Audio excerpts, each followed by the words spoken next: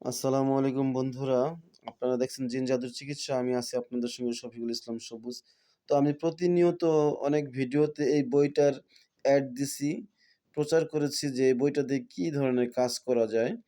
এই বইটা হচ্ছে রোগ পরীক্ষার গোপন সূত্র। মানে নামের উপর প্রত্যেকটা মানুষের নামের উপর কিভাবে হাজিরা দেখবেন সেই হাজিরা দেখার সহজ নিয়ম আছে এই বইটাতে। তো এই বইটা অনেকে নিতে চান না। মানে এটার ভাব হয়তো বোঝেন না যে এটার মানে কিভাবে হাজিরা দেখবেন। তো আমি হাজিরাটার নিয়মটা আমি বলে দিচ্ছি। দেখেন, পুরুষের নামের আলোচনা মানে এইখানে এই চ্যাপ্টারটা আছে যখন এ পুরুষ ব্যক্তির আর মহিলাদেরটা আলাদা এবং পুরুষেরটা আলাদা। তো যখন আপনার কাছে কোনো পুরুষ লোক আসবো ইয়াং যুবক, তখন তখন আপনারা তার নাম জিজ্ঞেস করবেন। নামটা যদি তার নাম আ আসলাম হয় অথবা আলিম হয় অথবা আব্দুল আব্দুর রহমান হয়, তাহলে তার নামের ১ম অক্ষর আলিফ পড়ে। তাহলে আলিফ পড়লে দেখবেন যে আলিফের, এই যে দেখেন আলিফ, আলিফের উপর পরীক্ষা করবেন। যদি কোনো পুরুষ রোগীর নামের ১ম অক্ষর আলিফ হয়, তাহলে বুঝবেন যে তার জিনের সমস্যা হয়েছে।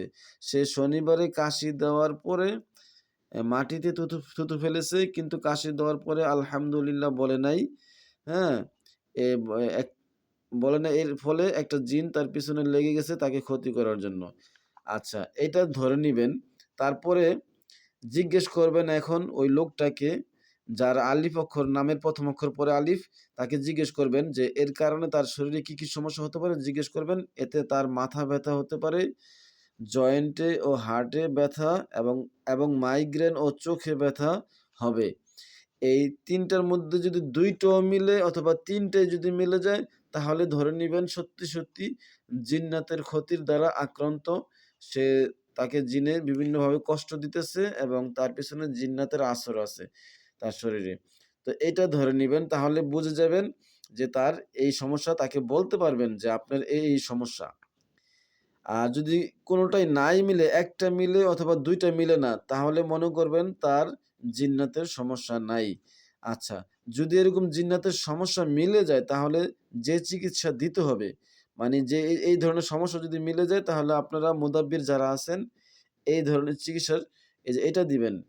যেমন সূরা আরাফের ১ম আয়াত, সূরা আল ইমরানের ১ম আয়াত, আয়াতুল কুরসি, সূরা নাহালের ১ম আয়াত, সূরা ইখলাস, ফালাক, নাস লিখে পানিতে ভিজিয়ে ২ বার করে ২১ দিন খাবে আর ১ পিস কাগজে লিখে মাদুলিতে ভরে কোমরে ব্যবহার করবে।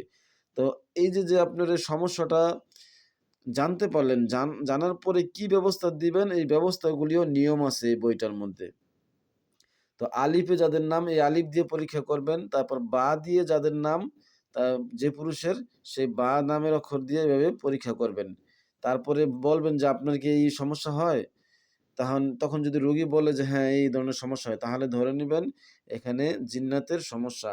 আর জাদুর সমস্যা যেটা, সেটা উনাকে জিজ্ঞেস করবেন আপনার কি এই সমস্যাগুলি হয়? তখন সে যদি বলে হ্যাঁ, এগুলি সবই হয় আপনি যা বলছেন, তাহলে ধরে নিবেন জাদুর সমস্যা। তো এইভাবে অ্যা আলিফ থেকে ইয়া পর্যন্ত আপনার আরবি হরফ আছে। এই আরবি হরফ দিয়ে পুরুষদের রোগ নির্ণয় করতে পারবেন। তারপরে আপনি কিছু আছে, দেখা গেছে আপনার মহিলাদেরও এরকম আছে। মহিলাদের চ্যাপ্টারটা আলাদা।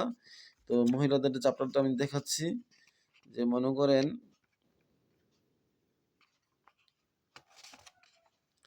এইভাবে মহিলাদের চ্যাপ্টারটা এখানে আছে। আমি খুঁজতে একটু সময় লাগতেছে।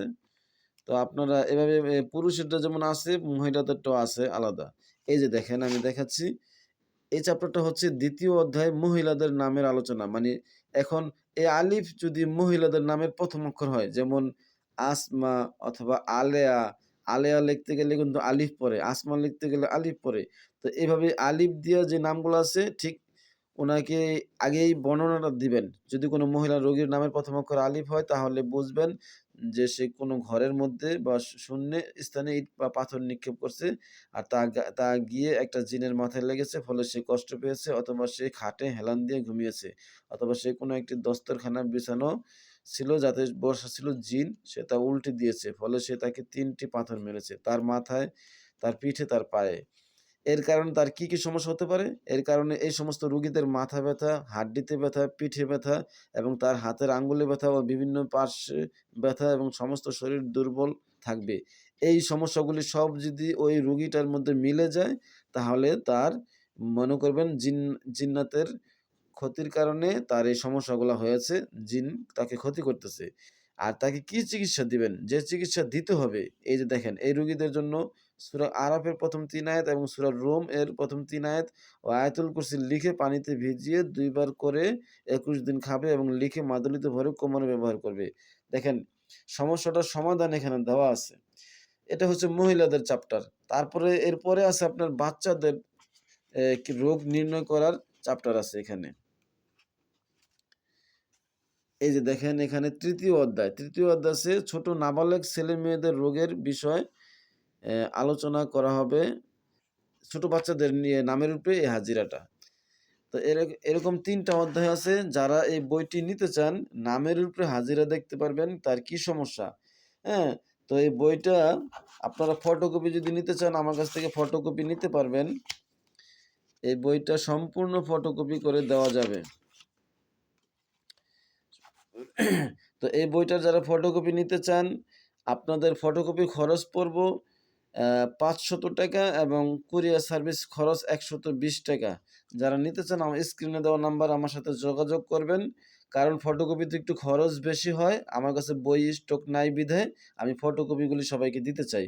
আপনাদের যেকোনো জেলায় চলে যাবে ৳১২০ কুরিয়ার সার্ভিস খরচ দিলে এবং ৳৫০০ ফটোকপির খরচ দিলে আপনারা প্রত্যেকেই এই ফটোকপিগুলি সংগ্রহ করতে পারবেন এই বইটার। ঠিক আছে? এই বইটা সংগ্রহ করতে পারবেন। তো আপনারা অতি শীঘ্রই এই বইটা সংগ্রহ করেন। ইনশাআল্লাহ আপনারা খুব দ্রুত যেকোনো মানুষের নামের উপরে হাজিরা দেখতে পারবেন। সে বিদেশ থাকুক অথবা বাংলাদেশে থাকুক অথবা আপনার কাছে থাকুক, কি রোগে আক্রান্ত সমস্ত রোগের বিষয়টা ওই নামের উপরে হাজিরা দিয়ে পরীক্ষা করতে পারবেন। প্রত্যেকটা মুদাব্বিরের কাছে এই বইটা থাকাটা একেবারে জরুরি, একেবারে আবশ্যক। যদি থাকে তাহলে আপনি অনেক কিছু বুঝতে পারবেন এবং শিখতে পারবেন। তো আজকে এই পর্যন্ত যারা নিতে আগ্রহী বা স্ক্রিনে দেওয়া নাম্বারে যোগাযোগ করবেন।